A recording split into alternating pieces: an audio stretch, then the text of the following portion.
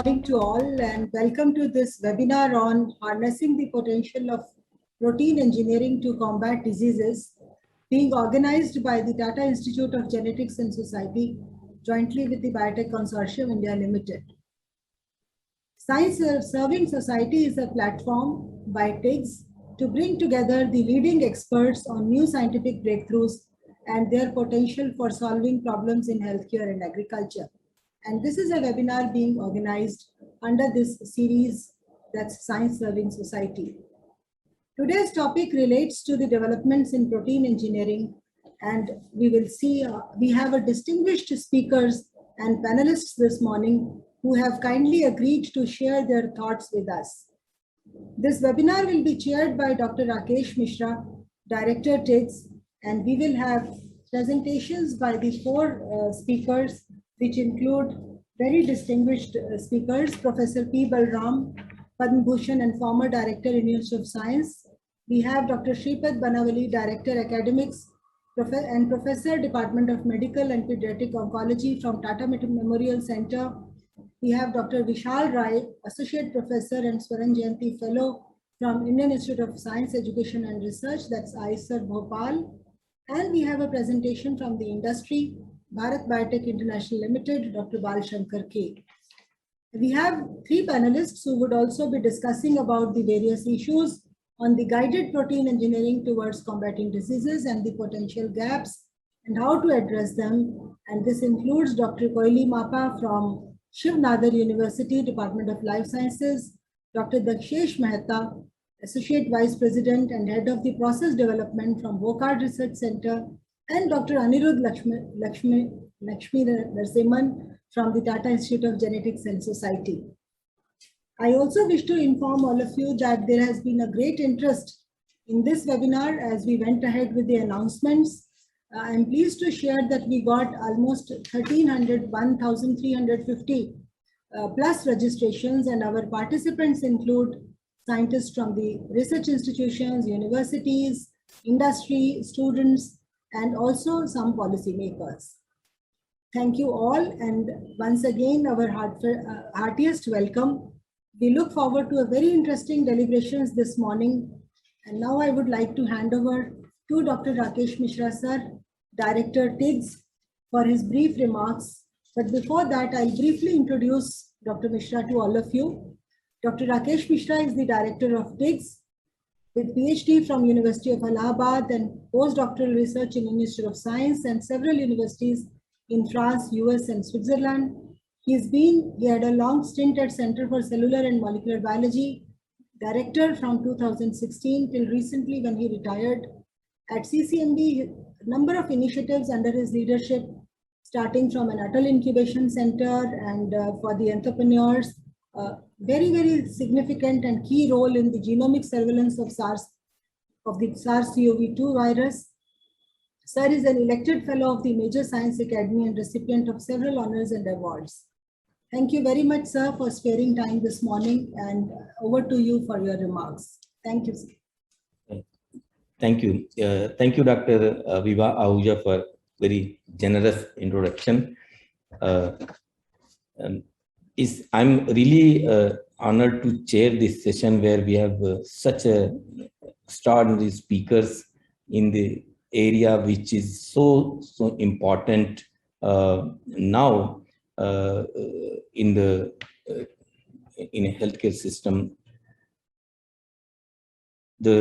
Most of the diagnostics or drugs or interventions we have are probably going to be changed in the context of proteins. So we have different names of bioactives, biosimilars, and so on for that. And many of these things are going to be direct interventions, like straight away proteins being used as an intervention, or as a diagnostic component, or maybe indirect, where they will be used as an antigen to raise antibody and go to immunotherapeutics approach, which you are going to hear today.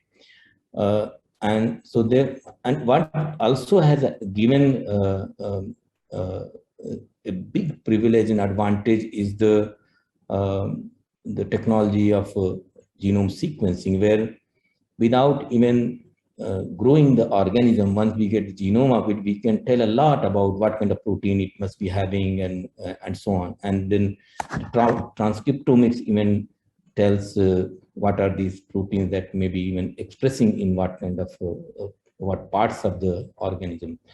So this technology, very fast and affordable, has enabled us to really try and take the advantage of what proteins do. In the end, in the body, proteins are the workhorses. They are the ones doing something. DNA and RNA are there to facilitate functioning of the proteins. When it comes to disease, it's obviously going to be the protein that is going to be very, very important. One more thing which has given unusual advantage to, although we may not call it protein therapeutic, is the mRNA therapeutics, which in fact takes care of several problems. So you know the protein which you want to use as a drug, whether it's a enzyme replacement therapy or many, in fact, lots of rare genetic diseases are so expensive to treat and unaffordable, and there are so many in our country. Largely because production of the proteins and their stability and their activity when they are made ex vivo or in cell culture is compromised. And if there is a way of improving that, then it becomes very, very important. And lots of work is happening. And it is really our societal need. Nobody is going to make drugs for rare genetic diseases which are prevalent in our country, because of market size and many other criteria. So it's our, in fact, a kind of responsibility to address those. And there, of course, there are discussions that lots of small molecule drugs are going to be replaced eventually by immunotherapeutics or protein therapeutics approaches. And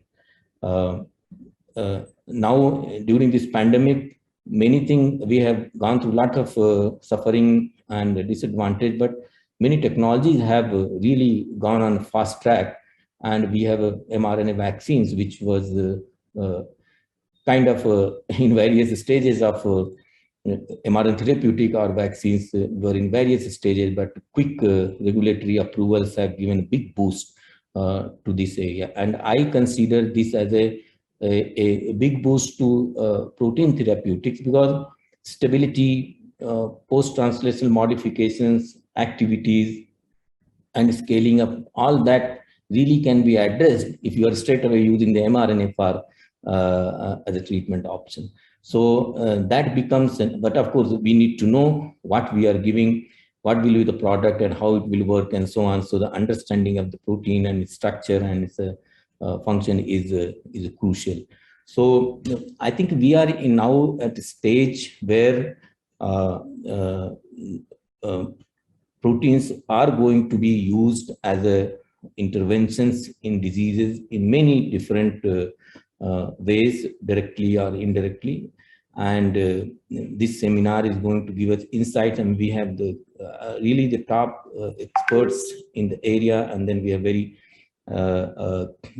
competent panel of experts to discuss this.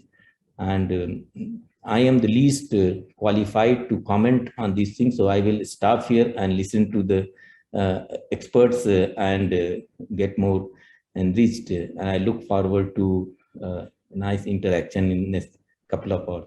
So thank you again, all the speakers and panelists, for accepting to be part of this effort of TICS and BCIL, and I look forward to our interactions for the next couple of hours. Thank you very much. Thank you so much, sir. Thank you for your kind remarks. Without wasting time, we will move on to the presentations, and I would like to introduce you to you all. The first speaker, of course, Professor Balram doesn't need an introduction amongst all the scientific community, but very briefly, Professor Padmanabhan is a PhD in chemistry from Carnegie Mellon University, research associate at Harvard University, and served on the faculty of Indian Institute of Science from 1973 onwards, after becoming the director of the institute from 2005 to 14. In terms of research, Sara has contributed extensively to the areas of molecular physics, biophysics, and chemical biology, editor of the Current Science from 1995 to 2013, recipient of several awards and honors, including Padma Shri and Padma Bhushan, and most recently the recipient of R. Bruce Merrifield Award 2021 of the American Peptide Society. Sir, over to you. You can share your screen and initiate the presentation. And thank you for accepting our request. As probably the oldest person participating in the seminar, I must tell you that much of my knowledge of proteins is before the term protein engineering came into the literature. The title of the seminar is Harnessing the Potential of Protein Engineering to Combat Diseases. And I've just listed the titles of the three talks which will follow my introduction. I've pictured three proteins here just to show the students who have joined that proteins are beautiful objects when you look at them. And when you visualize them on computer screens, they look marvelously attractive. I put a reference at the bottom of the slide to a rather recent review, which will tell you all the kind of chemical modifications that one can do, which can also contribute to engineering of proteins. But is the word engineering the correct term to use? Here's a definition of scientists and engineers by the famous aeronautical engineer, von Karman, who said, scientist seeks to understand what is, the engineer seeks to create what never was. Now, after the manipulation of genes became possible, the scientist also seeks to create what never was. Previously, it was only chemists working with small molecules who were creating new substances. But on the right-hand top of this, I show you a Tejas aircraft and a protein. Now, of course, the question is, can we engineer the structure of the protein in the same way in which we can engineer an aircraft? The answer is obviously no. Very often, a protein engineer working with softer materials, with less understood principles of folding, can make mistakes.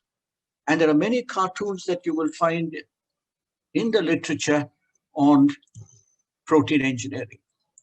About 10 years ago, when protein engineering was a fairly mature field, this rather interesting article appeared in Nature, said navigating between chance and reason. What this discussed was the possibility of creating proteins of desired function, either by rational design or by directed evolution. Directed evolution, of course, is the process in which you simulate the natural processes of evolution with microorganisms in test tubes. This is what fetched Francis Arnold the Nobel Prize a few years ago. Proteins have been perfected over years and years of evolution, and therefore whatever one can do with computers is always bested by evolution. But just a word for those of you who may not be completely familiar with proteins. Just have a little cartoon on the bottom left, which is say that if you are going to run, which is through protein engineering, then of course you must learn to walk, which means that you must understand your proteins very well. They are of course polymers. They're made of these 20 amino acids. Today with engineering, you can in fact put in more than 20 amino acids which are genetically coded. But I draw your attention here to a paper, and this is a very old paper, 1970. Anybody who hasn't read this should go and read it, because it tells you all about the effects of mutations and what people thought in 1970 about how Darwinian evolution at the molecular level will shape the structure and function of proteins. This is by the famous evolutionist John Maynard Smith, interpreting Darwinian variation and selection in terms of protein. And one paragraph of the paper is on this slide, and the next paragraph of the paper is on this slide, so you can read it very quickly, and there's no excuse for not reading it. And if these slides become available, you'll be able to read it easily. He's asked some questions, and the questions that he asked are as relevant 50 years later as they were in 1970. Many questions have not been answered even today. The Major characteristics of proteins are that they fold into precise three-dimensional structures. They oligomerize, that means you can have protein-protein interactions. They also recognize specific ligands, receptors, antibodies to binding. Enzymes do more than binding, they also do chemistry. Actually, in some ways, although enzymes are considered the best understood molecules, they're the most difficult ones to actually engineer. It's hard to get an enzyme which will do a chemical reaction better than what is done in nature. It is sometimes possible to get an enzyme which will do a chemical reaction which is not done in nature. But nature is usually a better engineer than the protein engineer. Insulin is the first example of protein engineering. Insulin was made first, then other forms of insulin were made, because insulin was the first genetically engineered protein, the first protein to be expressed in a heterologous system. And this happened right at the beginning of biotechnology when the company Genentech was set up. So in summarizing the problem of protein biochemistry, I have on the three sides of the three vertices of the triangle, sequence, structure, and function. So if you have sequences which become now available from the vast mass of genomic sequences, we'd like to make predictions. We'd like to say what the structure is. We'd like to predict what the function is. This is possible to some extent. Once we have structure and we know the function, we try to understand mechanism. This is at the heart of all basic research in biochemistry. How well can we do predictions? From sequence, predicting function is difficult. From sequence, predicting structure may be slightly easier. And I show you these two papers, just the first page of the paper, to tell you how fast the field is moving. Both these papers have appeared online on the 15th of July this year. One in the journal Nature, the other in the journal Science. Both of them use the enormous power today of modern computation. They use artificial intelligence, neural networks, and attempt to predict the structures of proteins from their sequence. They appear to have had remarkable success, and it will turn out that if all this success is proven with unknown systems, then this will actually revolutionize the way we look at protein engineering. But since we are dealing with infectious disease, I thought, being someone who's retired several years ago, with little access to actual experimental facilities, I might actually just speculate a little bit. And what I have here on this slide is the coronavirus spike protein, which is the focus of attention of everybody today. It's the focus of attention for classifying variants of the coronavirus. It's also the focus of attention for people who are interested in making antibodies. A beautiful structure. The virus is a beautifully symmetric object, but it's also a very fearsome object. The protein is beautiful. It's embedded in the membrane with a single transmembrane helix, and it has multiple domains, which I will show you. The function of this protein is really to act as a Trojan horse.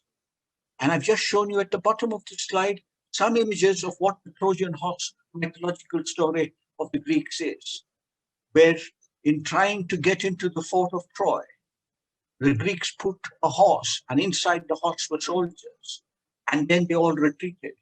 So the Trojans thought they'd gone away, and they took the horse inside, and out came the soldiers and opened the gates of the fort. This is exactly what the virus does. The spike protein is attracted to the receptor, the cellular receptor, the angiotensin converting enzyme. Subsequent events, binding is the first step, a physical event determined exclusively by interatomic interactions, molecular recognition. The second step is a chemical step, a biochemical step, a proteolytic cleavage at the furin site, which is the prelude to infection. The third step is membrane fusion and virus internalization. The pictures that I have of the spike protein here simply show the sequence of 1273 amino acids arranged in almost circular fashion around the virus. The various domains of the virus are color-coded and the abbreviations are expanded. So you have the N-terminal domain, the receptor binding domain, the furin cleavage site, and two peptide repeats, HR1 and HR2, which are important for fusion.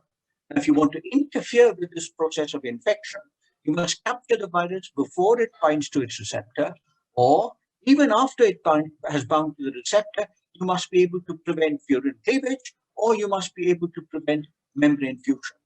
Many, many steps here which are involved, which require changes in the structure of the protein.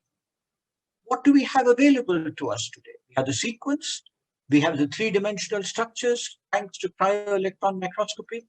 These are near atomic resolution structures, many of them determined for SARS-CoV-1, which is the pandemic or the epidemic which broke out in 2003. Much of the research on the coronaviruses was done after the 2003. We did not really read about it very much because we thought it's not going to happen again.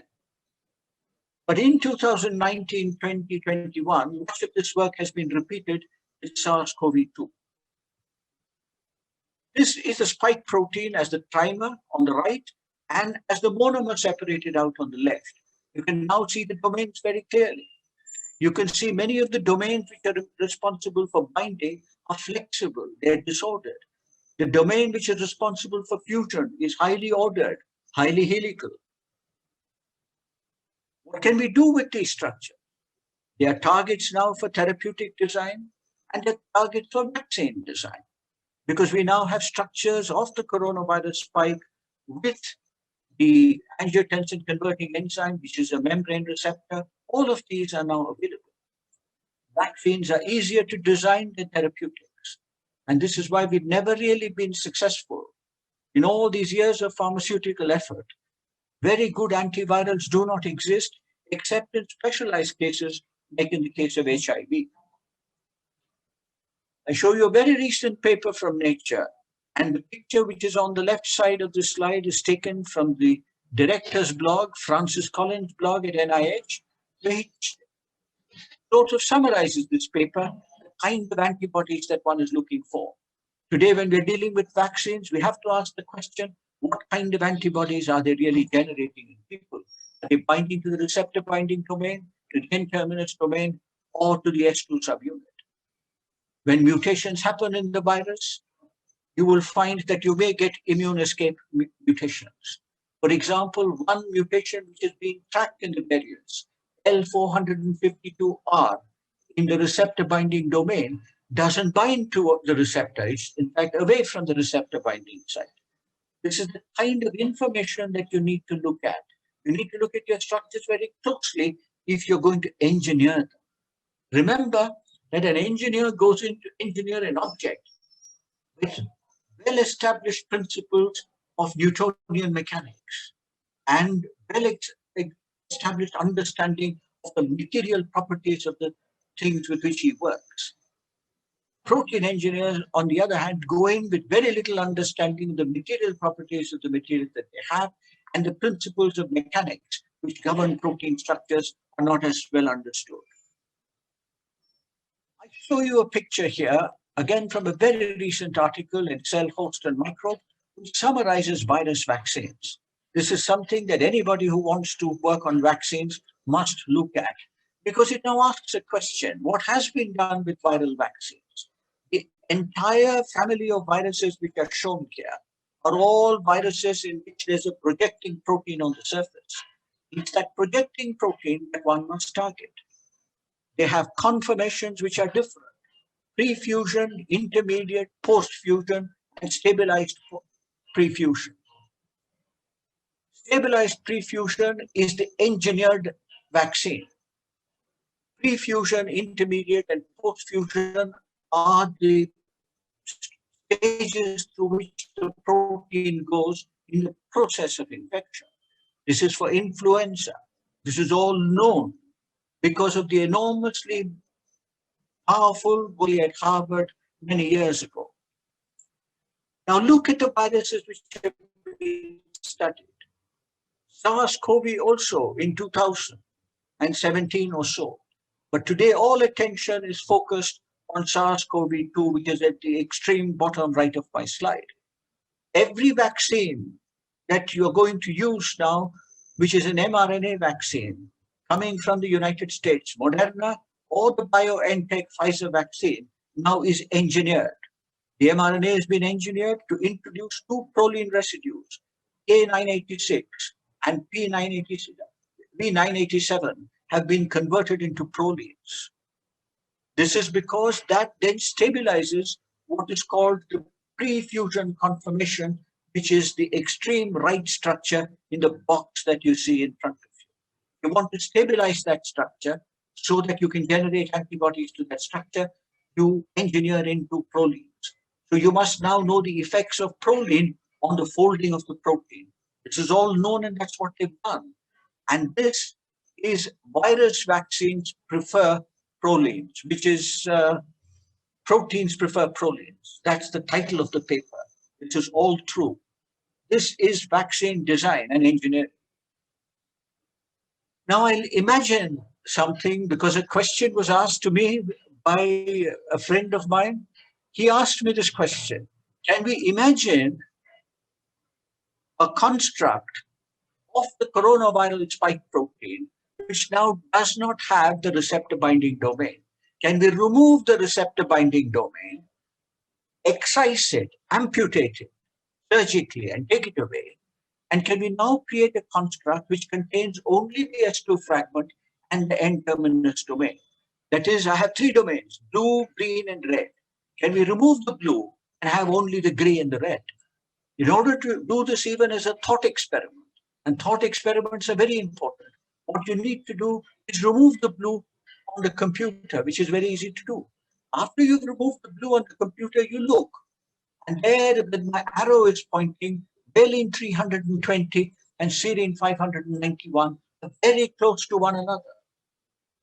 So effectively, in the three-dimensional structure of this protein, the red and the green domains are making contacts. How are they making these contacts? They're making the contacts by a very cleverly designed hairpin structure in which one strand from the red domain interacts with another strand from the green domain. So it holds these two together. So if we remove the RBD, we will still have a new construct. The question you can ask now is, will this new construct of the RBD get you more N-terminus antibodies? And if you get more N-terminus antibodies, will this act to capture the coronavirus better? This is the kind of question that one asks. One must also keep a careful watch on the sequence variations which happen in the virus.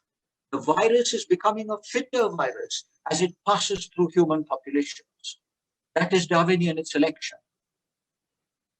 Will the fitter viruses now become immune escape viruses? If they become immune escape viruses, we now need to engineer proteins. So these are the questions that one must be thinking about when one is talking about protein engineering. Now, I realize that I have not given you any detailed experiments on how to do protein engineering, but these are well worked out strategies which are available today in today's literature. The protocols are known. What is more important in protein engineering is to ask the question, what do you want to engineer? How do you want to engineer it? And why do you want to engineer it? Is it likely to serve your purpose? And this requires careful, detailed inspection of the protein structure. This is all that I really wanted to say in what I realize is an extremely introductory and preliminary presentation, so that it serves as an appetizer for the other presentations which are to follow in the seminar. Thank you very much. Thank you so much, sir, for such a insightful and setting the stage for the future further deliberations. And we will now move on to Professor Sripath Banavalli. Dr. Banavalli is an MD in internal medicine and has undertaken adult oncology training in Tata Memorial Hospital. After that, he has moved on to US and has done several research fellowships and board certification in pediatrics in US in several hospitals. After spending 8 years, he has come back here and presently serving as the Director Academics and Professor of the Department of Medical and Pediatric and Oncology. Sir is a member of the Expert Committee of the Drugs Controller General of India, Chairman of the Indian Pediatric Oncology Group, founder chairman of Impact Foundation, and has developed cancer facilities at another hospital, which is the Rural Outreach Program, BKL Balwakar Hospital. So his current areas of interest are drug repurposing and development of low-cost effective metronomic therapies for the treatment of various cancers, has more than 500 scientific publications and recipients of several awards. Over to you, Dr. Banavalli, and thank you so much for taking out time. You are a clinician and we were very fortunate to have you this morning. Thank you, sir. Thank you, Dr. Ahuja and Dr. Mishra for inviting me to be part of this meeting. And it's a tough task to follow Dr. Balram, but I'll since I'm a clinician, I'll give the clinical aspects of. So, you know, if you see the number of cancer cases are really increasing world over. And by 2050, it is estimated that nearly 27 million new cancer cases will be diagnosed every year. And very importantly, actually 70% of this will be in the developing countries, because up till now we were thinking that cancer is more a disease of the developed world, but it's changing now. Even in India, we expect around 2 to 3 million new cases being diagnosed by 2050, and a lot of deaths are there. Very importantly, if you see, there are many cancers, which have shown improvement over the years, and we are doing a good job in many of the non-metastatic cancers at least. However, there are certain cancers, like especially the pancreatic cancer, where if you see over the years, we have hardly done any improvement and the outcome is still less than 10%. Not only that, even in cancer like the breast cancer, where we have done such a good work, if you see the metastatized, that means cancer which has disseminated at the time of diagnosis, in this patient, we have hardly any improvement over the last 30 years now. So definitely there's a lot of things to be done in the field of cancer. Other thing is the pediatric cancer. Though we use the word same cancer, pediatric cancer, as we know, is a different disease than adult cancer. And in pediatric cancer, if you see, we have really improved a lot, from less than 10% to now nearly 80% of children with cancers will be totally cured. However, we'll see that even in the highly curable cancers like the childhood acute lymphoblastic leukemia, where we went from 0% to 90% over the years, you see this is the first time in the last 10 years now that there has been no improvement at all in the outcome of these cancers. So what I want to tell is that, we using chemotherapy now, we have reached a plateau, and we know that with chemotherapy per se and a standard care treatment for cancer, we are not going to improve much, and we need something different for curing cancer. And as we know, the different types of treatments, if you see, surgery was the oldest form of treatment, then came radiotherapy, then chemotherapy, bone marrow stem cell transplantations, then came the targeted therapy, then biological response modifiers. So slowly we have improved our outcomes. But if you see, chemotherapy, especially the way we do chemotherapy now is what we call the maximum tolerated dose-based therapy. That means any new drug that comes into the market, we do the phase 1 studies where we take a dose, go up and up till we see the side effects or the toxicities, and then go one dose down and use that dose as the dose for giving to the patient for treating cancer. However, we know that when we do this, we also cause a lot of immune destruction, and with that we see a lot of resistance being developed in many of the cancers through various pathways. Not only that, after using chemotherapy, we thought if we had drugs which were specifically targeted for the the molecular pathways which are affected, because once we came to know the molecular biology of cancer, we thought that we can cure now more cancers. And if you see this, it is a case of basically melanoma where BRAF mutations are known. So we thought if we target the BRAF mutation, so there was a drug developed, vemurafenib, which is an anti-BRAF the kinase protein which is that inhibits that, and you see such a beautiful response in this patient. So nearly complete remission within a short time, within 15 weeks of therapy. However, you see within a very short time, that means within 2 months of achieving such a beautiful response, we have seen that we have lost the response. So definitely, this occurs because, like even Dr. Balram mentioned about the evolution, and this is what it is. Basically, the cancer cells also want to live, and it is like Charles Darwin had told years back that it's not the strongest of the species that survive, nor the most intelligent, but the one most responsive to change. And this cancer cells, what they do is if you try to target one pathway, they bypass it, and through another pathway, they continue the proliferation, because ultimately every cell wants to survive. And here comes what which was mentioned in ancient this literature in like Charaka, who had mentioned this years back, that it's not only the seed that is important, because up till now we were concentrating mainly on the cancer cell, but now we know that it's not only the seed that is important, but the soil in which it is there is also very important.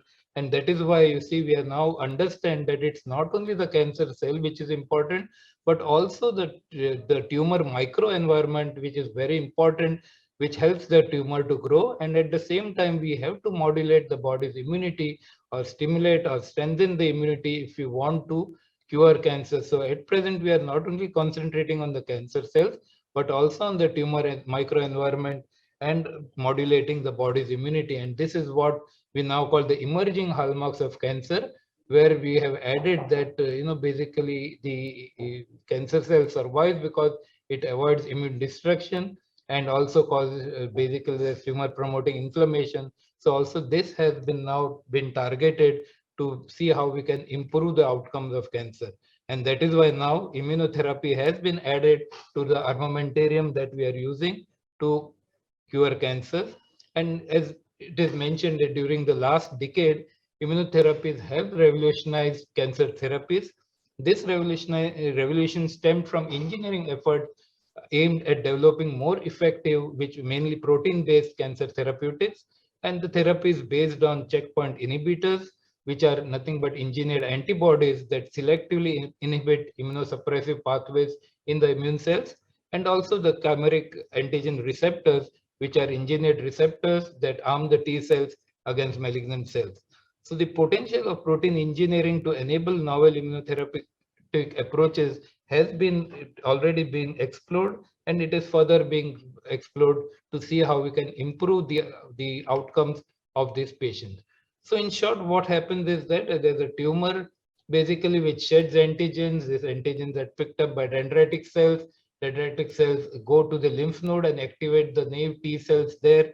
The activated T cells comes out, and basically the T cell kills the tumor cells through the release of lytic enzyme or induction of apoptosis. This is a very, very simple way to mention that, but there are hundreds and thousands of steps involved in this procedure. And using the protein engineering techniques, we have now improved or developed newer ways of how we can target the immune systems rather than from the age-old days, where basically, it was Collier had used mixed toxins to stimulate immunity years back in 1800s. So from there now to the engineered proteins and the engineered receptors that we are using now, we have come a long way, but it has also helped us improve the outcomes of patients with cancer, at the same time decreasing the side effect. And this, if you see, way back in 1974, when Doherty basically recognized the T cells, to how we can use it, the immunotherapies, first simple thing, interleukin, then interferons were used, and then slowly we have actually Tim Ellison and Pardal, who got the Nobel Prize a few years back for their work on the CTLA receptors and the PD-1 receptors, and basically have now given us much more newer avenues to target immunity. And it has, this list goes on and on, where in 2011, the brentuximab came, then came basically the ipilimumab for the treatment of melanomas, and then nivolumab. And there are so many newer antibodies and immunotherapies and checkpoint inhibitors which are being added to this list. I've stopped at 2017, but many, many more have joined over the years, and this has really increased our armamentarium to tackle cancers. So, like I told earlier, immunotherapies relied on immunomodulatory properties of natural proteins, such as the interferons and the interleukins. But many of these treatments resulted in severe side effects, adverse effects, and they limited their therapeutic use. The more advanced protein engineering techniques have been applied to improve the efficacy and reduce toxicities. And techniques such as directed evolution, chemical modification, antibody fragment engineering have been pivotal for engineering highly specialized immunotherapeutic proteins. And the examples, some of the examples for these are the bispecific antibodies, the immunocytokines, the bispecific T cell engagers, the antibody drug conjugates. So there are many more which are being introduced into the clinical field, and this has helped us. So if you see, the initial part was just development of the plain antibodies against the receptors, but over the years now we have modified this further in the sense that we have tagged these antibodies with either biological agents or chemotherapeutic agents. We have tagged them with toxins, we are tagging them with radioisotope agents. So all this has further improved the efficacy of these antibodies, and they have helped us improve the outcomes in some of the cancers at least. At the same time, if what we have done is basically is if we have to bring the T cell, which is the immune cell, to near the tumor, and if it can't occur, what we have done is we have tagged the CD3 and the CD19 antibody for the treatment. This is especially for the treatment of acute lymphoblastic leukemia, which expresses the CD19 receptor. And what it does is that, and this bispecific antibody is basically CD3 which tags the T cell, and CD19 which tags the B leukemic cell. So when this antibody is being given, it brings the T cell near to the leukemic cell, and this way it kills that tumor cell and gives us good remissions and long-lasting remissions, and even cures in patients with advanced and acute lymphoblastic leukemia patients. But at the same time, now this is being used upfront, which has helped us to even cure patients with high-risk acute lymphoblastic leukemia. This is one example, but there are newer antibodies which are being basically tagged to the CD3 antibody, and I mean the receptor. And if you do that, it will bring together many different types of cancer cells near the T cells, and this way help us kill this tumor cell. So then next was the basically developed the molecule. But why not change the T cell itself? So if the T cell is engineered in such a way that it starts expressing the receptor that we want. For example, this is a CAR T cell, the chimeric antigen T cell, which expresses again the same thing, CD19. And this was the first given in 2000, way back in 2012, to a child with acute lymphoblastic leukemia, which was basically multiply relapsed, and she did not have a transplant donor for transplant, and she was basically given up as a palliative case.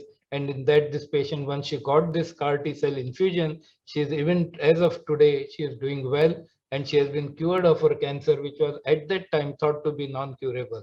So within 5 years of this first dose, the Novartis brought this drug out as a commercial drug, which has got an FDA approval.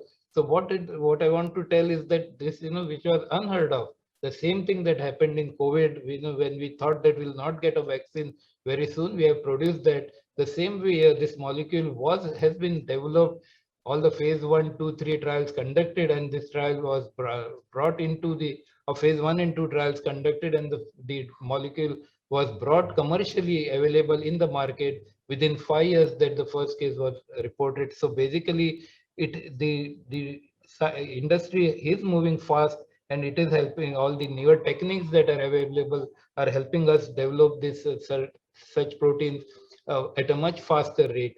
And not only that, that was the first generation CAR T cell, but now there are first, second, third generation and CAR T cells which are being produced, which not only actually are have the expression of the particular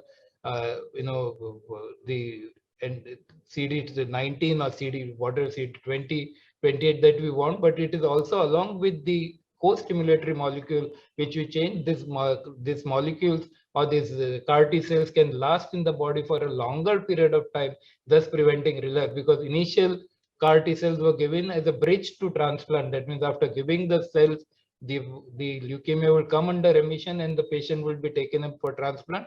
But now with this long-lasting CAR T cells which are being infused, we can now expect these CAR T cells to remain in the body for a longer time and thus prevent the relapse from happening. So there's a newer generation CAR T cells coming, Not only that, there are initially it expressed only CD19, but now there are multiple receptors which are being expressed by the CAR T cells, and with that we can increase armamentarium and attack the tumor cell from various sites so that we can get better and deeper remissions and cure.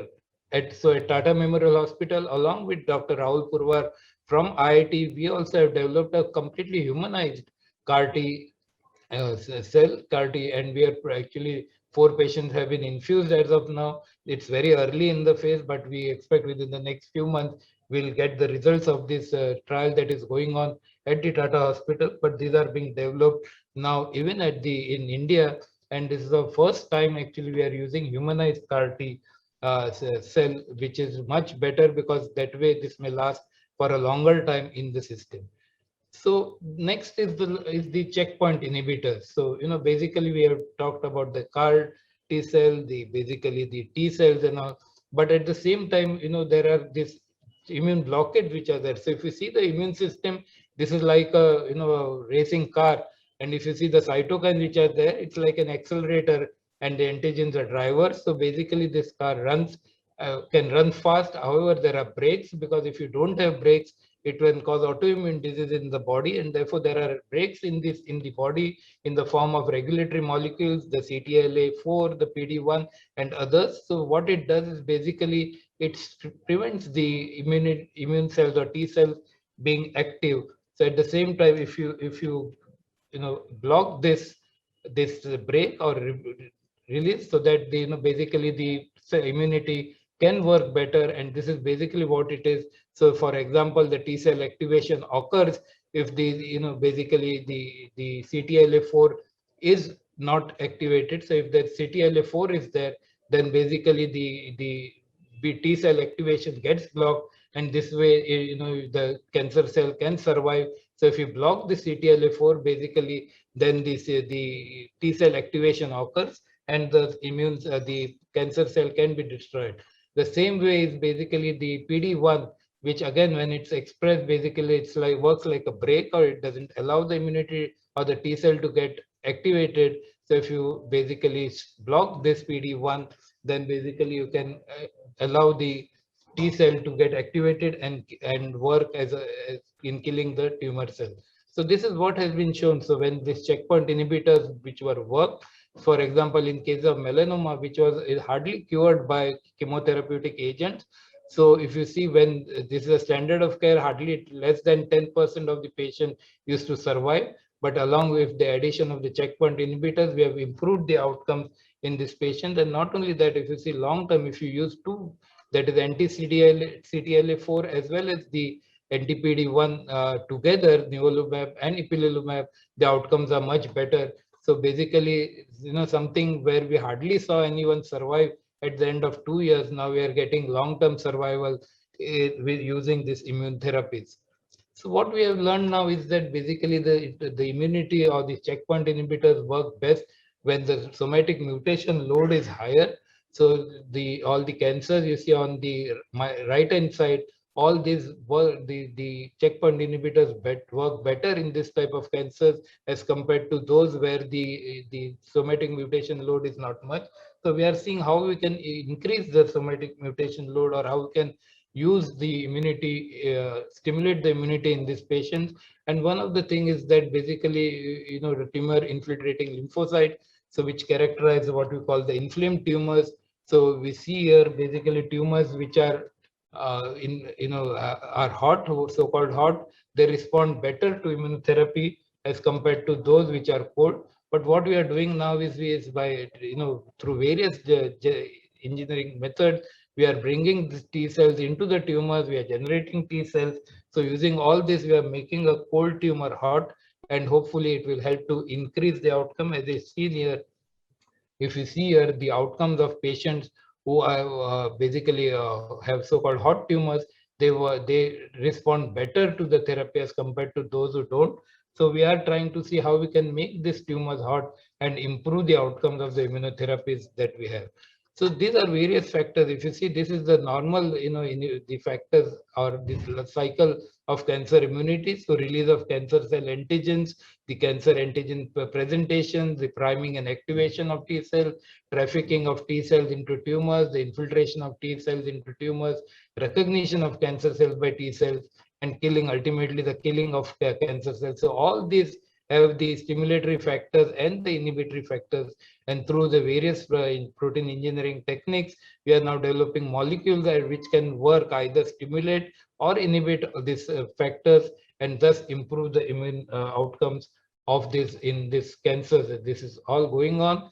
And this is what a model is for decision making. For example, if you evaluate a tumor, and if the tumor, see whether the tumor is inflamed or so-called non-inflamed. So if you have an inflamed tumor which strongly expresses the PD-L1 ligand, or it has a high mutational load, we can easily use anti-PD-1, PD-L1, which gives us good results. But if it doesn't also, then we can see how through various mechanisms we can increase the efficiency of this anti-PD-L1, PD-1 drugs, so that using the anti-CSF1R or the IDO inhibitor, or using chemotherapy and radiation therapy along with the immunotherapy, which actually the radiotherapy, for example, expresses the antigen and releases the antigens, and then the drugs work well, which is called a biscopal effect. So we're taking help of that.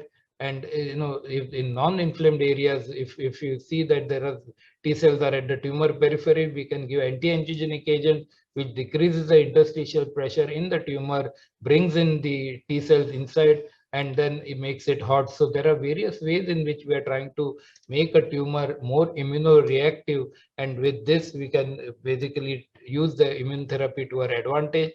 And in this, lot of protein engineering, basically engineering techniques are being used in all the various steps. Actually, I have not gone into details of which, but overall what we want to do is increase the immunity in such a way that to our advantage. But at the same time, I have to caution that, there we are only talking about the positive or the immunostimulatory immunity, but many tumors have what we call immunosuppressive immunity also, in the form of T regulatory cells, the Th2 macrophages. So all these, the myeloid-derived stem cells, so all these are negative immunity. So along with stimulating the positive immunity, we also have to take care or decrease the immunosuppressive immunity. And that is what actually my area of work is in metronomic therapies. So with the help of metronomic therapies, we try to decrease the immunosuppressive immunity in the tumor, and thus, on the other hand, increase the effect of the immunostimulatory immunity and the drugs that we use for that, and further improve the outcomes in patients with cancer. So what I would like to say that basically what we are seeing is just the tip of the iceberg, and there's a lot of newer things coming our way. And in the next few years, this field is going to be explored much further to our advantage. And hopefully, we hope that many of the cancers which are not so-called cured or even controlled at present, more and more cancers will be controlled, and maybe some of them will be, more number of them will be cured. Thank you very much. Thank you so much, sir, for a very, very informative presentation. We are getting very interesting feedback from the participants also in the chat box. Thank you so much once again for sparing your time. And I'll move on to our next presenter now, Dr. Vishal Rai. Dr. Vishal Rai is PhD in chemistry from IIT Bombay and then postdoc from University of Toronto, Canada. His contributions to the peptide macrocycles created the platform for Encycle Therapeutics. He's been at the Department of Chemistry at IISER Bhopal since 2011 and leading the development of chemical technologies for the precision engineering of proteins. They're also involved in synthesizing homogeneous antibody drug conjugates, protein immunization, immobilization, and analytical tools in peptides and proteins. Dr. Vishal Rai is also the founder and director of Playbell Tech Private Limited, the state-of-the-art protein and antibody engineering technologies such as LDM, GlyTag, and etc. empower this company. Recipient of several awards, CDRI Award for Excellence in Research, Swaran Jayanti Fellowship, Ramanujam Fellowship, and DAE Young Scientist Award. Thank you so much, Dr. Rai, for sparing time, and over to you for your presentation. Thank you for the kind words of introduction. At the onset, let me also thank Dr. Mishra, Dr. Ahuja, and Dr. Dasgupta for their kind invitation and giving me this opportunity to share our work with all of you.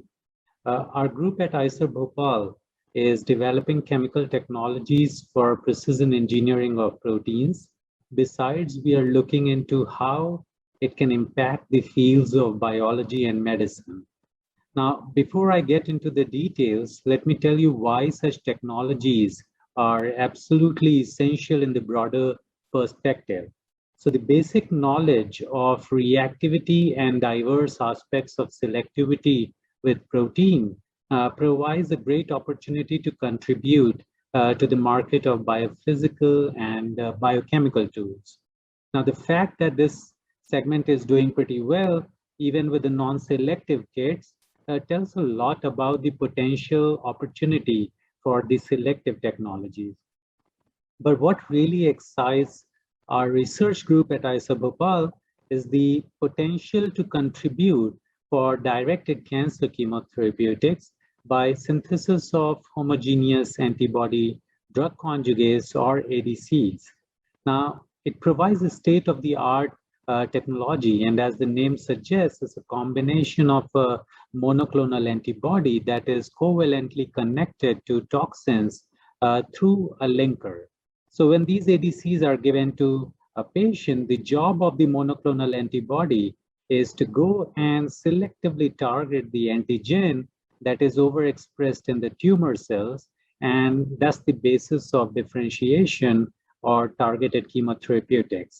Now, once that is done, this overall complex eventually gets internalized over a period of time, and then the lysosomal degradation will release the toxins that leads to the apoptosis or death of the tumor cell. Now, there are a few drugs that have received approvals and are already there in the market, and there's one thing that is common between most of them, that they are sold as heterogeneous mixtures with 0 to n number of toxins attached per molecule of the monoclonal antibody.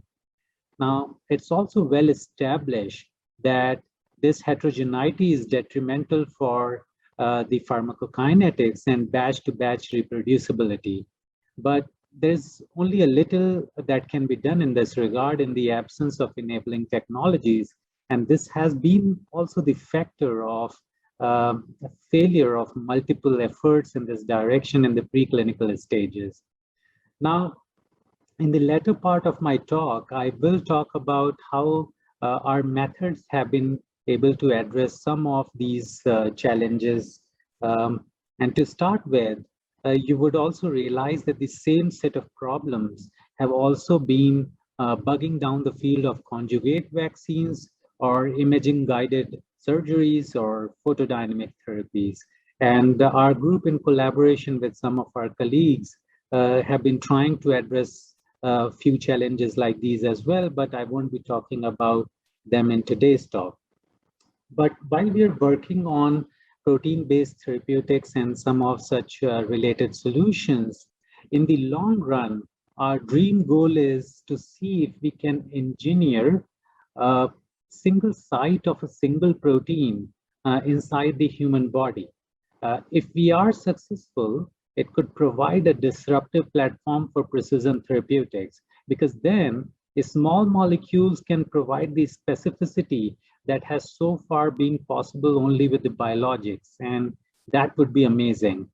But before we can work with such complex systems like humans or tissues or even cells, we would need knowledge and methods for the precision engineering of isolated proteins.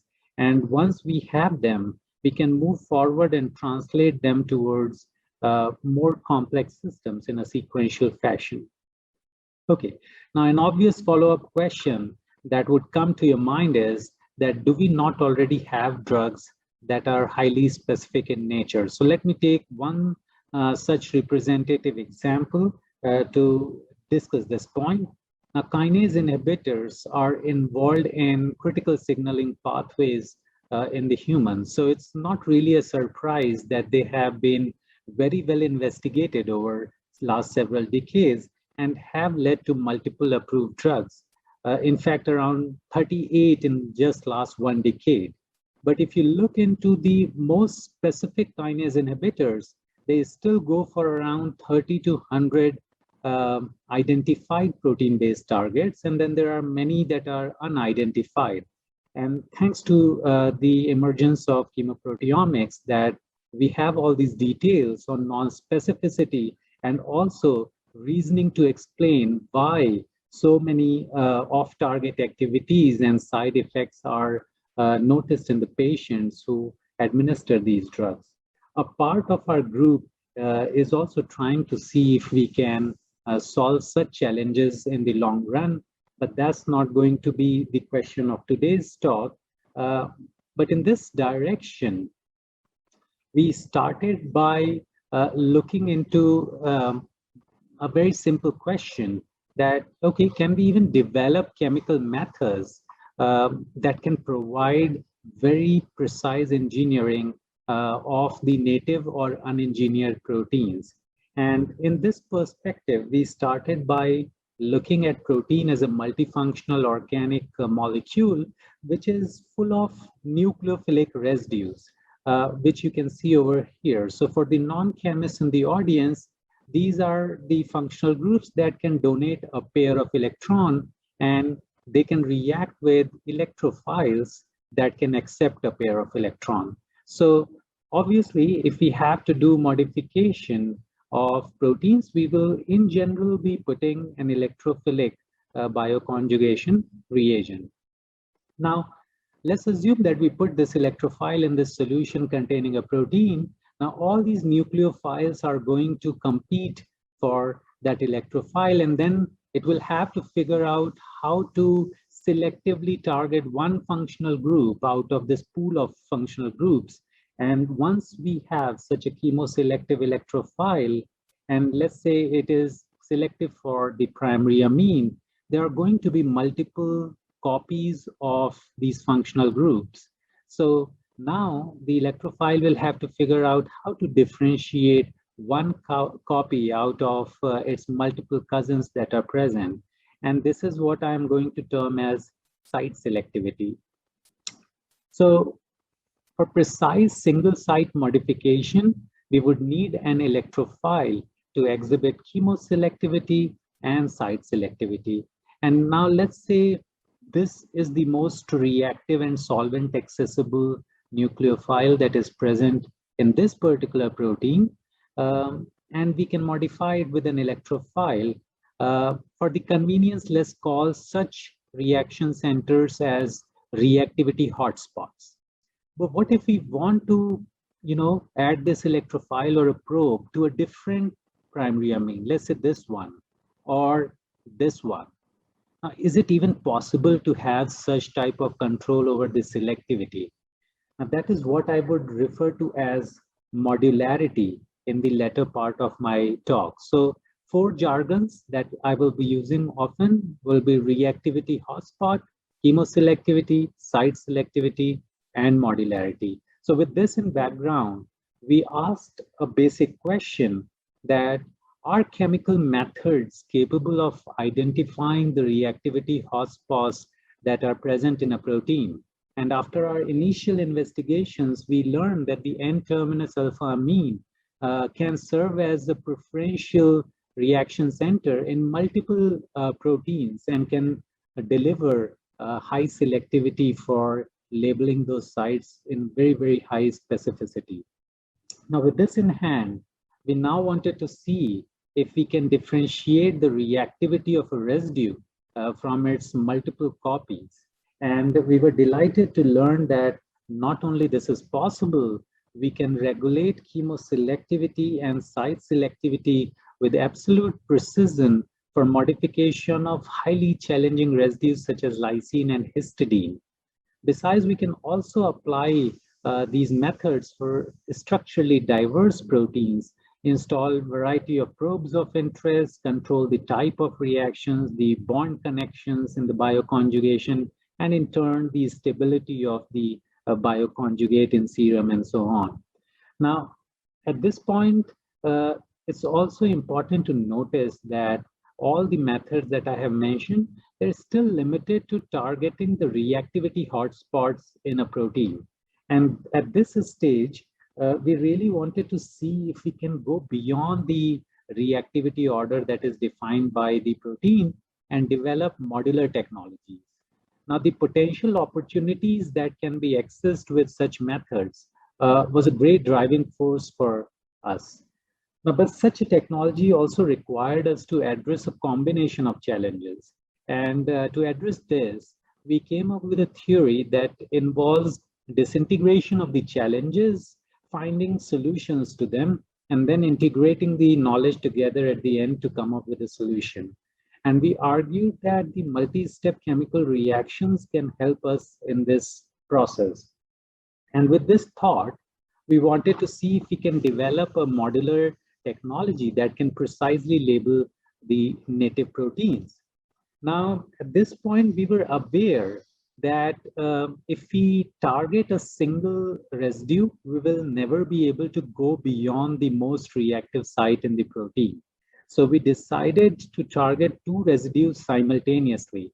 So in this example where I highlighted a strand of a protein, this is a lysine and this is a histidine. And in this representative example, we thought that if we can design a reagent with 2 functional groups, FK and FH, in such a way that FK can give me a very rapid and reversible reaction, which is chemoselective with lysine, and then FH is expected to give me a relatively slow, irreversible reaction that is chemoselective with histidine.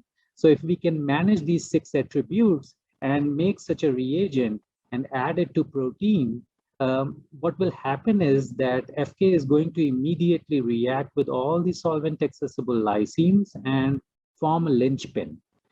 Now, once this is done, the micro concentration of FH can be regulated near a particular histidine depending on how we design the spacer. And this is what will allow us to regulate the site of modification. Also, in such a scenario, the desired modification that is going to happen is going through an intramolecular pathway, which is way more faster than a non-selective intermolecular pathway that can happen in this process. So that is what it takes to regulate the selectivity. And after a thorough investigation, we found that just by changing how FK and FH are positioned with respect to each other in the reagent, we were able to modify histidine over here or histidine in a completely different domain without touching anything else in the protein. Now, this is not applicable just to one representative protein. The linchpin-directed modification, or LDM, works very well with a structurally diverse set of proteins under physiological condition. And once the job of the linchpin is done, we can utilize it for installation of variety of biophysical or biochemical probes. Or on other hand, what we can also do is that we can use this functional group to immobilize the labeled protein on a acyl hydrazide functionalized resin, recover all the unreacted protein, and now we have a material available to us that can very well be treated with whatever probe of interest that needs to be installed in a hydroxylamine functional group derivative. And then the transoximization helps us recover the resin, but more importantly, it delivers a single site tagged analytically pure protein. Now, at this point, we were all set to see how the LDM platform would work for the synthesis of antibody drug conjugates. But before getting into it, let's have a quick recap of the challenges that needs to be addressed in this perspective. And let me take help of a short video to do that. So as we discussed, the ADCs are composed of three key components: the toxins or drugs, which in this example is monomethyl auristatin E, the monoclonal antibody that you can see now appearing on your screen, and then finally the third component, the linker, that is going to connect these two components. Now that also leads to the first question, that how do we control the homogeneity of bioconjugation? How do we bring in those selectivity factors? And now once that is sorted and we inject the ADCs into the bloodstream, the next thing that is important is the bond strength that connects the toxin to the antibody. Because at this point, if the toxin is released before the ADC reaches the tumor tissue, it is bound to have off-target effects. And that is what you are seeing right now on your screen. And this is the reason why the control over chemistry and the bond type becomes really important. Now, eventually, once these problems are sorted out, the ADC is going to reach the tumor cells. And at this point, it might or might not kill the tumor cells. And this is where the control over the conjugation site becomes so critical to ensure that the binding of the antibody to the antigen is not really perturbed to a great extent. And that allows the overall complex to get internalized. And eventually, once these processes happen appropriately, this overall complex is going to reach the lysosome, where the degradation is going to release the toxins, and that would eventually be responsible for killing the tumor cells. So that's the overall process that we are looking at in general, along with a few steps that I have excluded for keeping things rather simple. So to summarize, a powerful ADC platform would demand control over the homogeneity, the drug to antibody ratio. It should offer flexibility with the chemistry and the residues of monoclonal antibody that would be involved. So one should be able to regulate the bond strength, linker chemistry, the site of conjugation. And this is exactly what we are trying to address with the help of the LDM platform. Now, hopefully, we will also be able to provide better solutions for tumor heterogeneity and resistance that was discussed in the previous talk at the end. And it is typically mediated by the complex combination of pathways. And that also means that a better tool for engineering well-defined antibody drug conjugates have potential solutions along with the combination of the other monoclonal antibodies and hormones and additional factors. But for today's talk, let me just share a couple of simple ADC-based examples and the initial studies we did in this perspective. So, yeah, so we selected trastuzumab as the monoclonal antibody, and along with M10-scene or DM1 as the toxin molecule. Now, this choice was also to ensure that we can do a direct head-to-head comparison with Kadcyla from Roche. And we were excited to note that the LDM-derived ADC renders great specificity in inhibiting the HER2-positive cells, which are more cancer-like. And also it outperforms Kadcyla, but more importantly, it's highly specific towards the HER2-positive cells without showing any negative impact on the HER2-negative cells. Now, in this case, the site of conjugation is a histidine residue, but the LDM platform does provide a great versatility. For example, we can extend it conveniently to the modular and precise modification of high-frequency lysine residue and yet synthesize homogeneous antibody drug conjugates. So in the representative example over here, we attached a toxin at K169 and K395. Now, again, as you would notice, the LDM-derived ADC outperforms Kadcyla in inhibiting the HER2-positive cell and does not harm the HER2-negative cells at all. So I hope I was able to convince you that chemoselectivity, site selectivity, residue specificity, and modularity provides a very strong platform for precision engineering of proteins.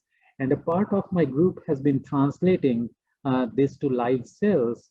And I will be glad to discuss this story at the next occasion. But eventually, we want to see how we can take this chemistry forward and work in a more complex ecosystem where the environment comes from not just live cells, but also the animal models. And that is where the connecting point to the further translation would be. So all these technologies that I discussed today and a few others are accessible to the scientific community through Playbill Tech. And with that, it is time to thank all my group members who have done the actual work in the laboratory. I would also thank all my collaborators and the funding agencies for their constant support. And thank you all for your kind patience. I'll be glad to take questions at the end. Thank you. Thank you so much, Dr. Vishal Rai, for very, very interesting presentation. And I'll move on to the next, the final presentation for this morning. That's from Dr. Balachandar, who's presently working in the Bharat Biotech. As part of his doctoral and postdoctoral research, Dr. Balachandar has worked at Indian Institute of Science, Uni Marburg University in Germany, National Center for Biological Sciences. He moved over to the industry, having worked at Big Tech and MolBio as a team leader in molecular diagnostics, and now he is at Bharat Biotech. Over to you, Dr. Balachandar. Thank you, everyone, for giving an opportunity presenting the monoclonal antibody challenges against the various infectious diseases. So, yeah, here I'm addressing the challenges of the various monoclonal antibodies against the infectious diseases. And before that, I will be presenting the technological advances of monoclonal antibodies and also the monoclonal antibodies for various infectious diseases which are currently available and under development. And also the real challenges. See, when you talk about the monoclonal antibodies for the infectious diseases, at the research level, at the small ratio and at the industrial level, what is the real challenges? See, the applicability of these monoclonal antibodies for the infectious disease, I will also address this. And also various pros and cons of the monoclonal antibodies in the real applicable world. So if you look at the various infectious diseases, so initially there is diphtheria and tetanus. It was anti-infectivity, the birth of anti-infectivity by Emil von Behring. He was from Philipps University of Marburg, where I did my PhD in Germany. So his Department of Medicine, there initially the first anti-infectivity therapy was being initiated by him, and then followed by hybridoma technology. So after so many years of success, technological advances, hybridoma technology was initiated. But before that, for infectious diseases, they told a century of trials and success. Various vaccines have been invented and successfully implemented currently. But in regards to the monoclonal antibodies, so I will provide the chronology of monoclonal antibodies discovery and development before COVID-19. So before COVID-19 era. So in the year 1975, there is a hybridoma technology which for against the monoclonal antibodies. And the later on, so after this, there is again antibody chimerization, and then so many technological advances happened for developing a monoclonal antibodies against the infectious diseases. But still, so far, very few monoclonal antibodies are available in the for against the infectious diseases like RSV and the anthrax. That's all. But remaining all monoclonal antibodies which are applicable here so far only for the biosimilars like cancer therapy and other. So that is the one. So the challenging here for the engineering of monoclonal antibodies against the infected disease. Initially, there was the hybridoma technology in 1975. So they started with this E. coli J5 mutant against the lipopolysaccharide component of the outer membrane of the E. coli. But the trial was completely unsuccessful, and later they discontinued due to the mouse short life of the monoclonal antibody and inability to produce the immune response in the long term, and also the development of HMA, that is called human anti-mouse antibodies.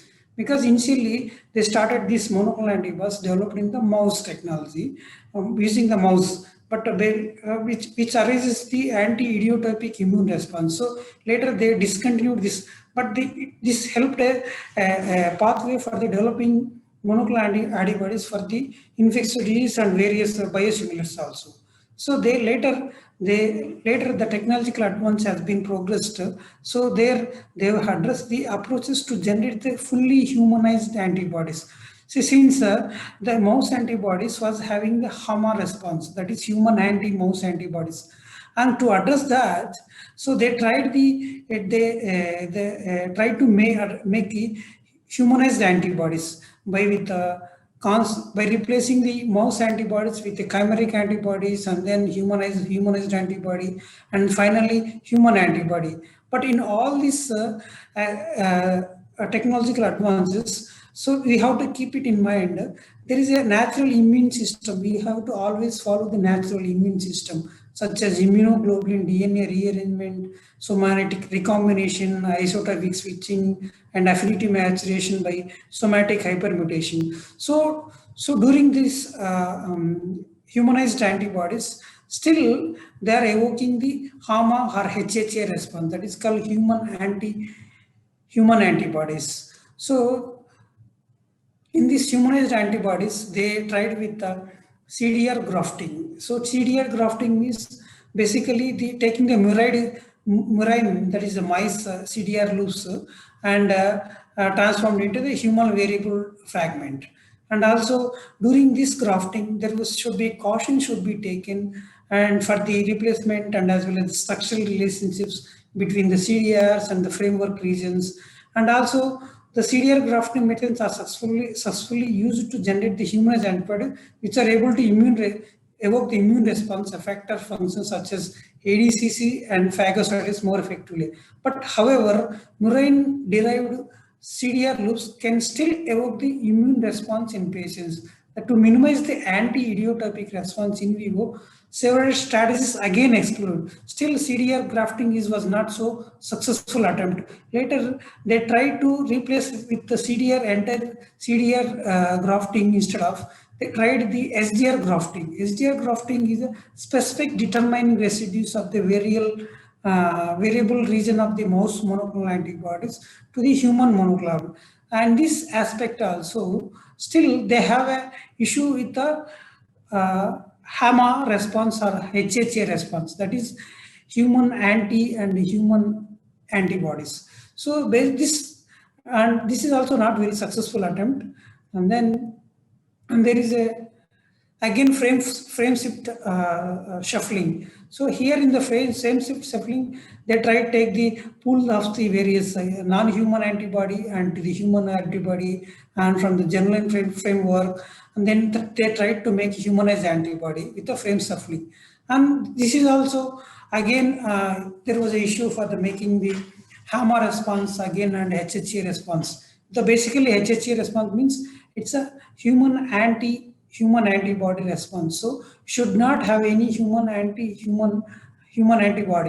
So as long as this kind of antibodies response, we cannot use for the infectious disease. For infectious diseases, we should have for a biosimilars, there is a single epitope, and there you can have directly, but in compare with the infectious disease, there are multiple proteins. We need to look for the neutralize the pathogen. So in this case, the humanized antibodies are also not very successful for the generating the monoclonal antibodies. And also they tried with the human string content optimization. So in this aspect also, they taken the human strings, which are exclusively variable regions of the human monoclonal antibodies, and also try to make the monoclonal antibodies against the various infectious diseases. But still, there is a mutations again in this region. So again, it is not possible for the infectious disease. So this is also not very successful attempt for the infectious disease. Again, there was a approach that tried for the engineering of fully human monoclonal antibodies. So due to the humanized antibodies, which were evoking the human anti-human antibodies response, so that is adalimumab. There is an antibody which is treating for the arthritis, rheumatoid arthritis, and but it's later on lost its initial response due to adalimumab because of HHA response.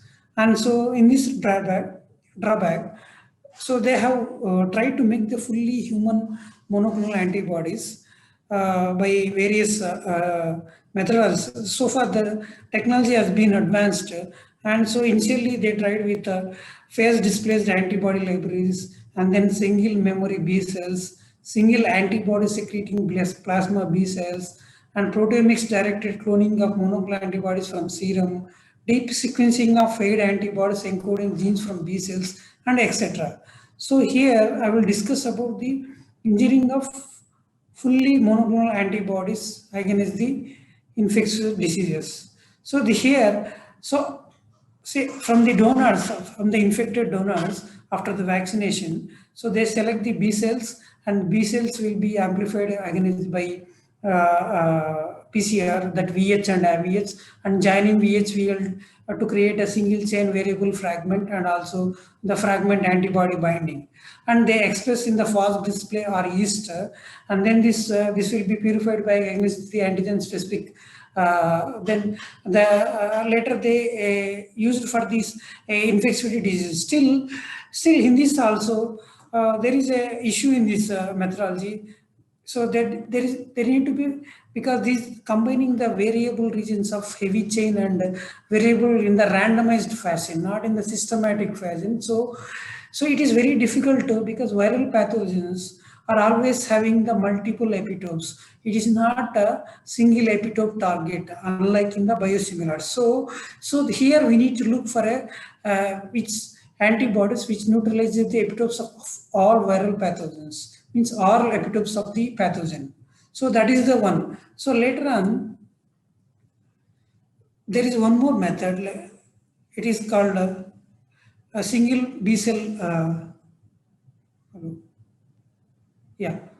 So B cell therapy. So here in this, again, after the infected patients, they isolate the memory B cells. There is 3 strategies. One is the isolating direct cloning from single B cells and going and capture these antibodies with the antigen, and then later they will purify this antibody and look for the validation assays. But again, if you isolate the single B cells for infectious disease, again there is the issue, because we need to have a pool of B cells for against the infectious diseases, because here various epitopes are important.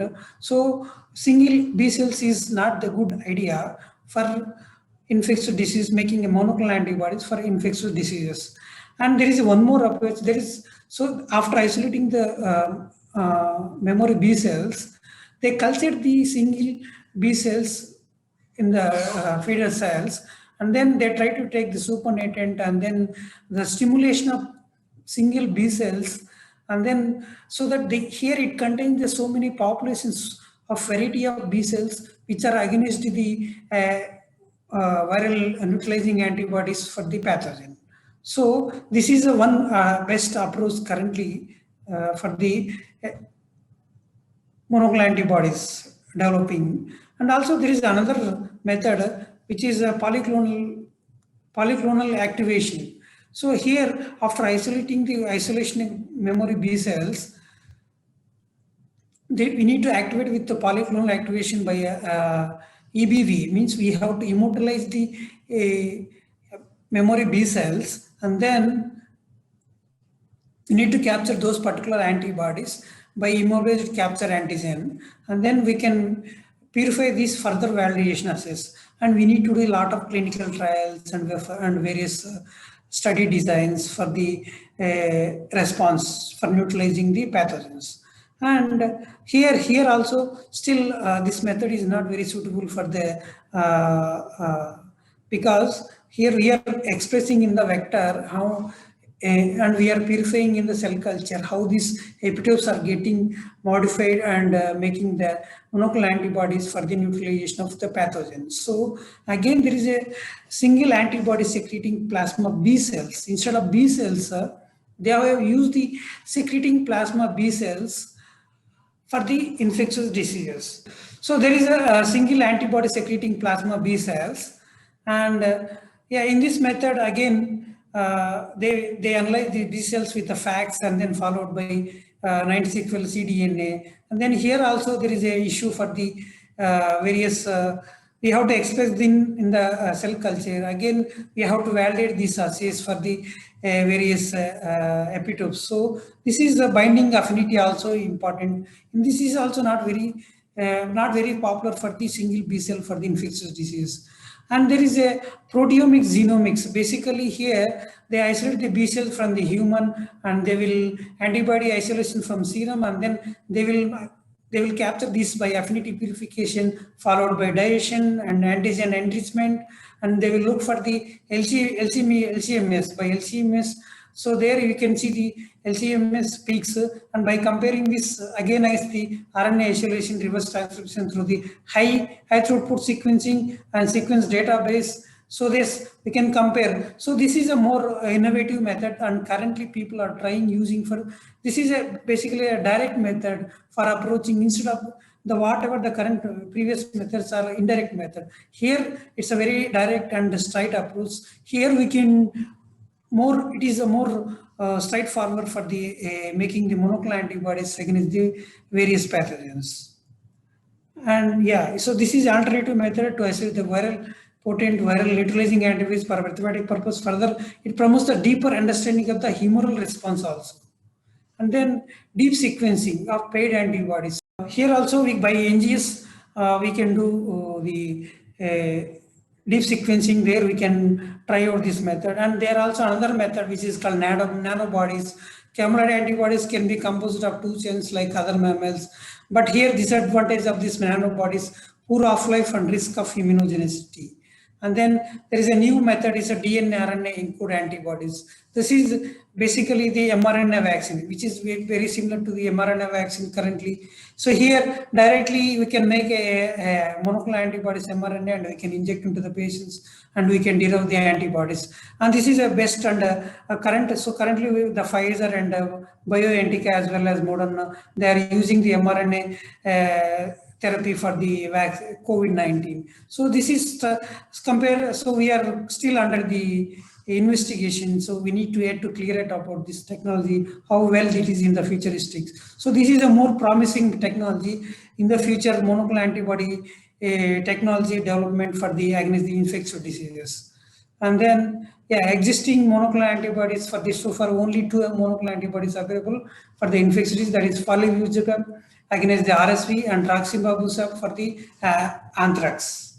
And so these are the existing antibodies for the various diseases which are under approval, and many of them under trials, and only 2 antibodies are available for the infectious because the complexity of various pathogens of the epitopes. So, and this is for the COVID-19. So COVID-19, there are so many antibodies which are also in the various stages of developmental, and also not yet which is not fully approved for the intended use for the. There is a 2 antibodies, it's a capsule antibodies like Regeneron and Abcalera. There is Eli Lilly and company. So there is only emergency uses approval for the COVID-19 therapy.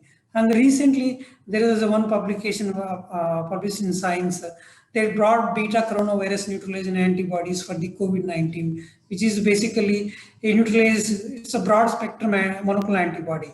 Basically, it neutralizes all beta coronavirus antibody. This is also another approach for the infectious diseases. And there is, if you look at the clinical evaluation for in Ebola, they developed the monoclonal antibodies for JETMAB, but it's a cocktail antibody. But at the end of this thing, pandemic is over, and there is no use of this. So this antibody therapy. So we have to be, and pros and cons of when you look at the industrial aspect. So safety theoretically easy to predict, functions rapidly and quicker to develop than vaccine, supply is limited, cost, those things are very cons for the development for the monoclonal antibodies against the, and also regulatory challenges. If you look at regulatory challenges like regulatory gathering of adequate data for the really emerging diseases, economic viability and pathogen economic viability. If you look at the RSV monoclonal antibodies, which is very initially when they launched RSV, the cost of the RSV monoclonal antibodies are very high. So with this, we cannot easily afford for the like India. So $7,000 for vaccine treatment. So it is very high costly. So in this case, it is not viable for the infectious disease, and also pathogen escape. So there is in this pathogen, like for example, COVID-19, there is a various mutations, and how should we have to ensure that monoclonal antibodies should not escape any of these mutants for the COVID-19. So, and then concluding this, so here I would say the quantum. So basically, after COVID-19, there is a before COVID-19. We have to be so innovative that like health system innovation, scientific innovation, technological innovation. For addressing these monoclonal antibodies for COVID-19. So we have to come up with a new strategies and new development. So this is then the last slide. So the science will only fulfill the promises when the benefits are equally shared by the really poor of the world. So we have to look for the economic viability also after developing the monoclonal antibodies for the infectious diseases. Yeah, thank you, Madam. Thank you so much. Thank you so much. We will move on to our panel discussion now, and we have very distinguished panelists, from where we would like to hear. So our panelists include Dr. Koili Mappa, who is the Associate Professor, Department of Life Sciences, Shiv Nadar University. I'd like to briefly introduce Koili to all of you. She is an MBBS from the Calcutta Medical College, and following which she moved from medicine to the basic research. After a brief stint at the Indian Institute of Science, Bangalore, she has moved to Germany for her doctoral studies and graduated from there. I'm not going to go too much into it because we're really going short of time. Koili is interested in delineating the role of molecular chaperones in health, and in misfolding induces diseases such as neurodegenerative disorders. And simultaneously, she's really publishing, and she's doing very good work. Published several research papers in journals of high international repute. Koili, we would like to hear from you your views on how protein engineering can be used for combating diseases and research initiatives underway in India. At the same time, if you could highlight some key advances in the protein engineering for designing the therapeutics and insights on how this technique can be made more effective, because that made concern that the viruses are mutating and how the infectious diseases, how protein engineering can help in dealing with such challenges. Over to you, Koili. Thank you, Dr. Ahuja and all the organizers, especially Dr. Misra and Dr. Dasgupta for inviting me in this webinar.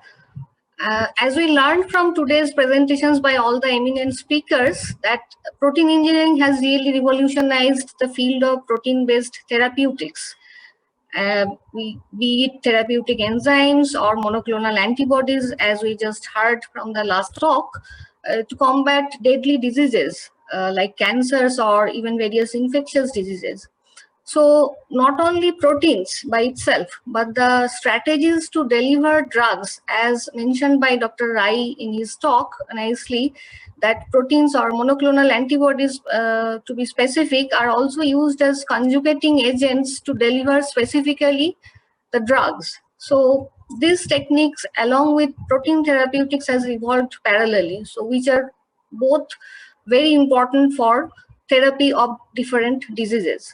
So if I just go back a little bit in the initial years of protein engineering, the role of protein engineering was frequently described in a narrow space, actually narrow scope in the initial years. So initially we were mainly focusing on just strategies to stabilize the proteins for increased half-life, or different modifications like pegylation, glycosylation, or different mutations to reduce the immunogenicity of the proteins. Because whenever we are injecting proteins in the body's immune response might reject it or may be adverse. So the focus was to reduce the immunogenicity and also to make alternative scaffold which may act as antibody substitutes.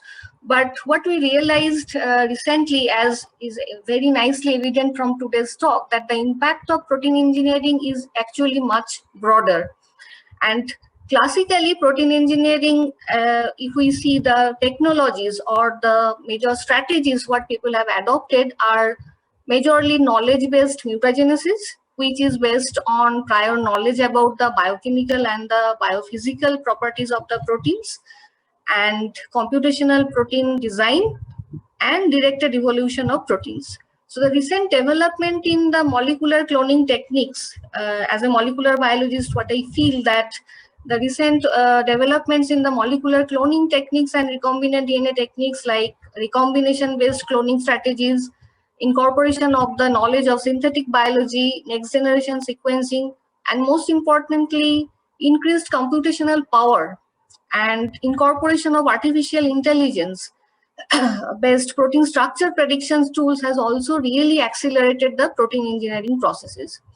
As very elegantly introduced by Professor Balram this morning, the recent development of the AI-based protein structure prediction tools like AlphaFold or its latest version AlphaFold 2, which is capable of predicting the structure of any protein sequence with very high confidence.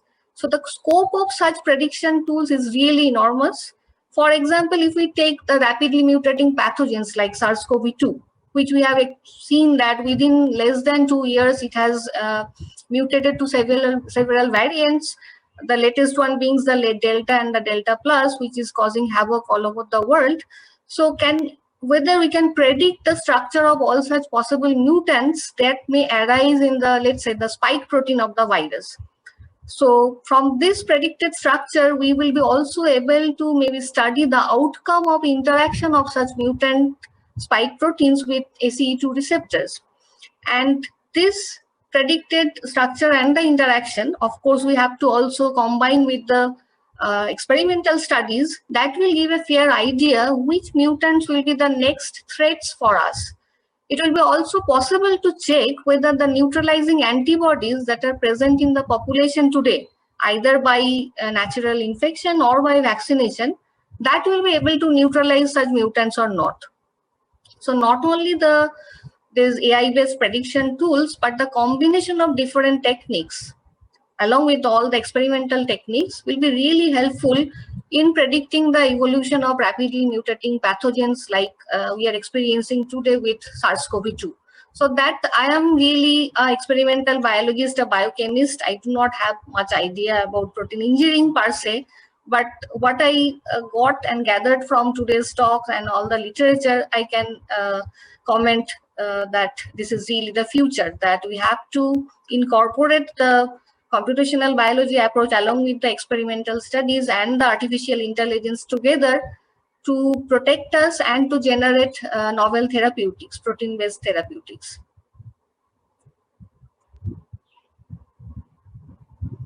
Thank you, Koili. Thank you so much for your views. And we move on to our next panelist, Dr.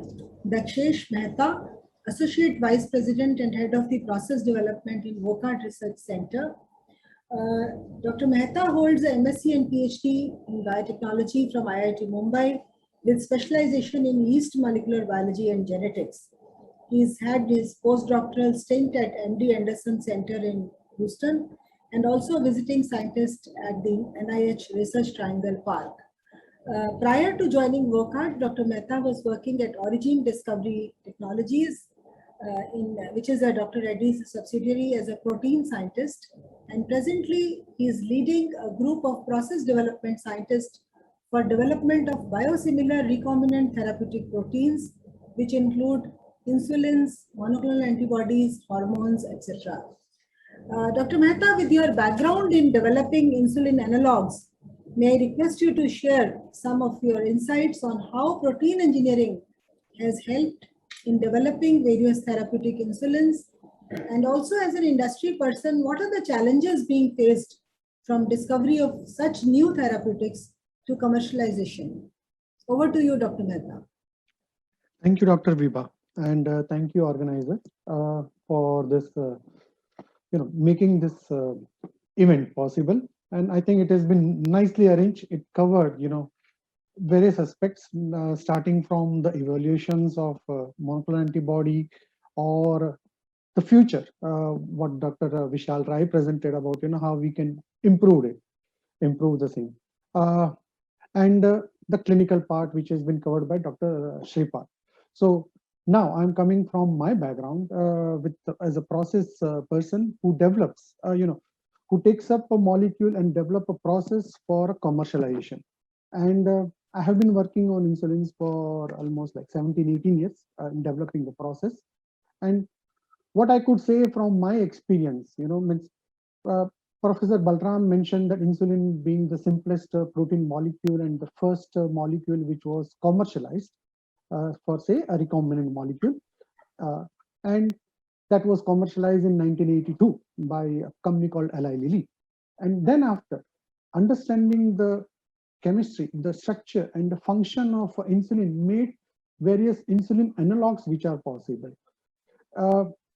So insulin, as we know, if one is taking insulin against diabetes, we have to take it about a couple of hours before the lunch.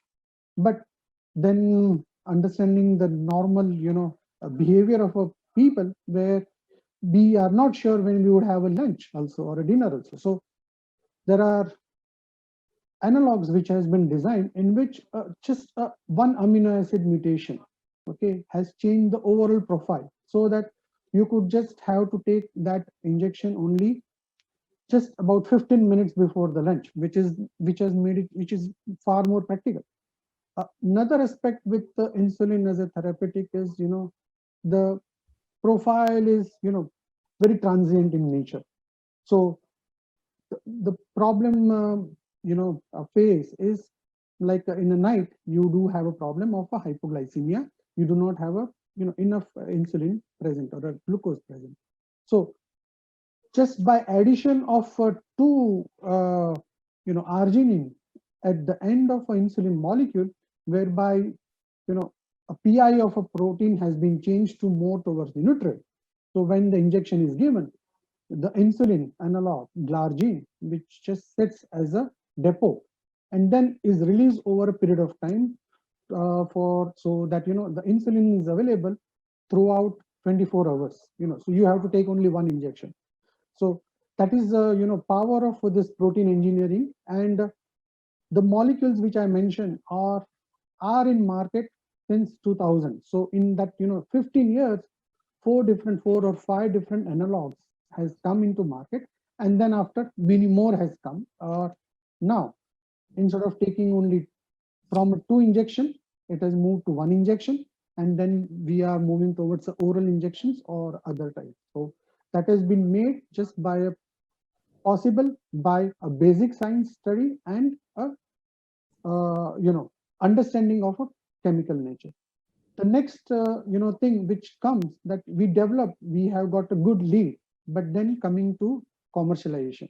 So in between there are a lot of steps involved, and I believe our esteemed panel speaker have touched upon it very briefly about the preclinical toxicology or a process, whether it would be scalable or a robust, and would it give us a consistent product which are suitable to be accepted as a drug. So most of us know that starting from a lead, from a basic bench, once we identify one molecule and screen it and then take it, the ratio of a successful one drug coming from that is about less than 1%. If we say from preclinical, that is also less than 5% or so. So there is a lot of efforts is being put up between that from discovery to the commercialization. And the last part, as what all the regulators would want is that, yes, of course, the drugs are safe and efficacious, and those are available to the public. But then how the public would view it based upon the economic of a scale and economic of a, the cost also.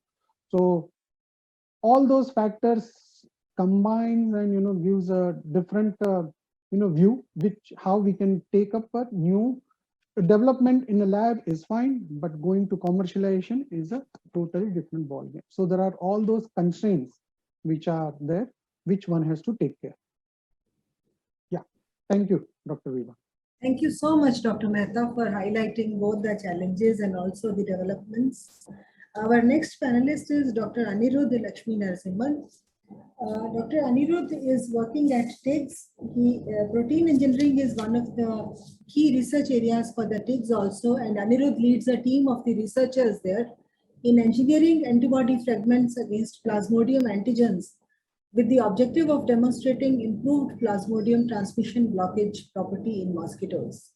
Anirudh has over 11 years of experience in biotech industry, working in Dr. Reddy's, the drug discovery subsidiary of Dr. Reddy's, where he has led a team of researchers in the crystallization of over 100 proteins, enabling structure-guided drug design and working towards the discovery of lead molecules for different therapeutic indications. He's done his PhD from Indian Institute of Mumbai. So Dr. Anirudh, I have a few questions for you. Can you please enlighten us on the approaches that can be possibly used to engineer a protein, and then monoclonal antibodies, which is one of the very key interest areas.